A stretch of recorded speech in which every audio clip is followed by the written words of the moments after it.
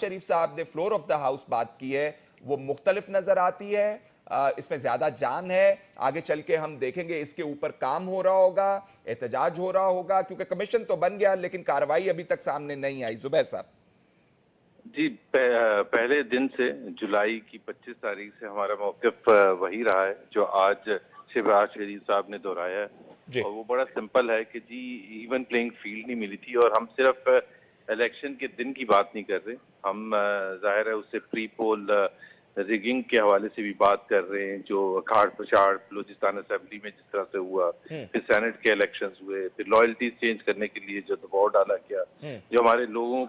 پر مقدمات بنے، ڈسکوالیفیکیشنز ہوئیں،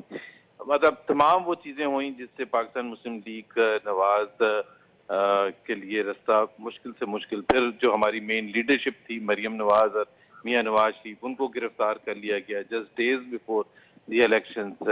3 دن پہلے الیکشن سے حنیف عباسی صاحب کو ڈسکوالیفائی کر دیا گیا۔ تو یہ تمام چیزیں ظاہر سی بات ہے یہ کنسرن تو ہیں،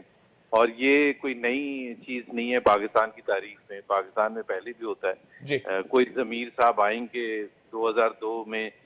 کی طرح 2008 میں جا کے یا 9 میں جا کے اعتراف کریں گے کہ کیا کچھ کیا گیا تھا 2002 کے الیکشن میں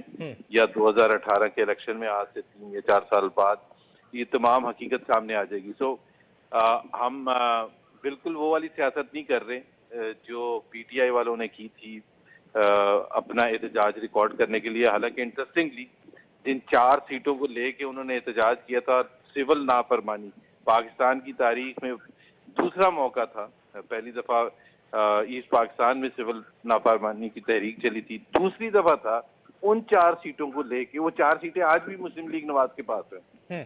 تو ابھی اگر خود خان صاحب اپنے اس میں دیکھیں کہ کیا کچھ نہیں کیا گیا تھا تو وہ ہم توڑ پھوڑ کی سیاست نہیں کریں گے۔ ٹھیک ہے، آپ اس